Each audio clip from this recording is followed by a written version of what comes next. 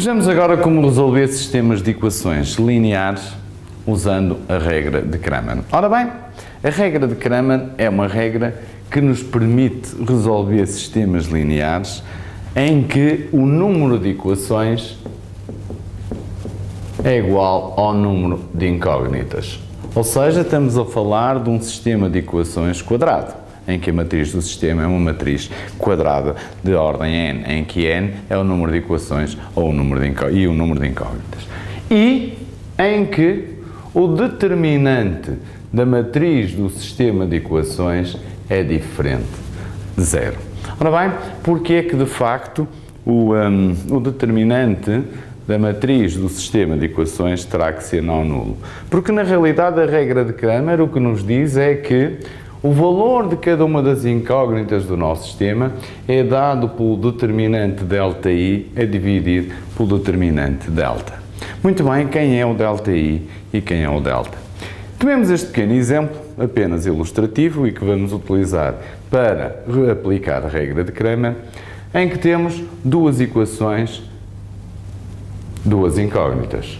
Ou seja, este sistema pode ser escrito de uma forma matricial do tipo AX igual a B, em que A é a matriz do sistema, que é composta nem mais nem menos pelos coeficientes das variáveis, ou seja, na primeira coluna temos nem mais nem menos do que os coeficientes correspondentes à variável x1, na segunda coluna os coeficientes correspondentes à variável x2. Isto para a primeira equação e para a segunda equação.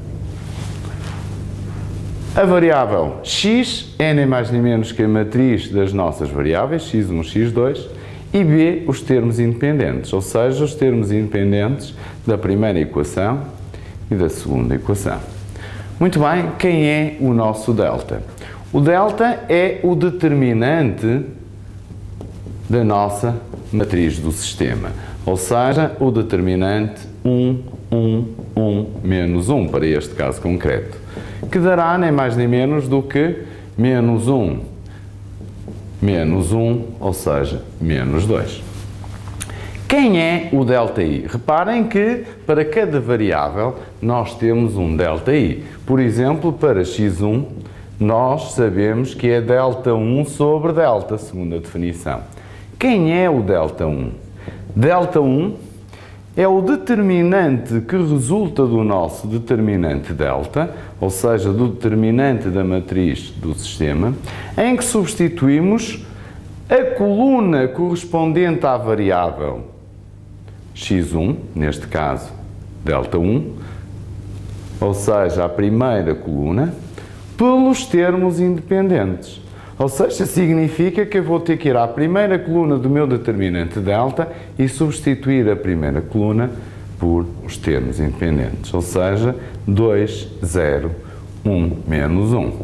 E isto daria nem mais nem menos do que menos 2, menos 0, ou seja, menos 2. Significa então que x1 será ΔI menos 2 sobre delta, ou seja, menos 2, ou seja, 1. Já agora, x2. x2 será ΔI sobre delta. Muito bem, analogamente, quem é o ΔI? ΔI é o determinante que resulta do determinante delta, ou seja, do determinante da matriz do sistema, em que eu substituo a segunda coluna, ou seja, a correspondente à variável x2, pelos termos independentes.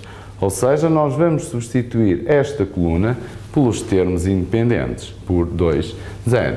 Ou seja, nós vamos obter o determinante 1, 1, 2, 0.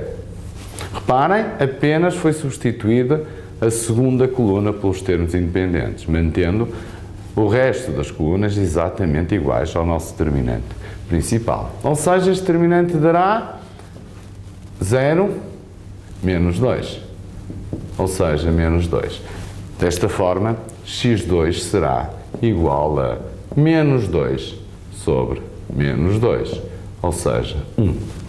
Ou seja, a regra de Cramer permite-nos repetindo este processo tantas vezes quantas as variáveis nós tivermos, obter a solução, desde que o nosso sistema seja um sistema de Cramer, ou seja, o número de equações igual ao número de incógnitas e o determinante da matriz do sistema diferente de zero.